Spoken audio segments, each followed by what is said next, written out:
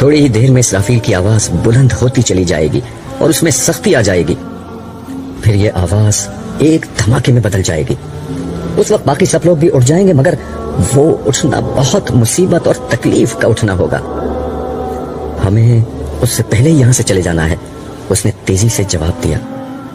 مگر کہاں؟ یہ سوال میری آنکھوں سے جھلکا ہی تھا کہ صالح نے اسے پڑھ لیا. تم خوش نصیب ہو عبداللہ، ہم عرش کی طرف جا رہے ہیں. وہ تیزی سے قدم اٹھاتا ہوا بولا. پھر مزید تفصیل بتاتے ہوئے اس نے کہا، اس وقت صرف انبیاء، صدیقین، شہداء اور صالحین ہی اپنی قبروں سے باہر نکلے ہیں. یہ وہ لوگ ہیں جن کی کامیابی کا فیصلہ دنیا ہی میں ہو گیا تھا.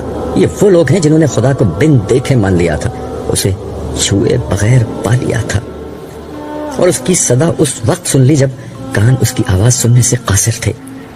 یہ لوگ اس کے رسولوں پر ایمان لائے اور ان کی نصرت اور اطاعت کا حق ادا کر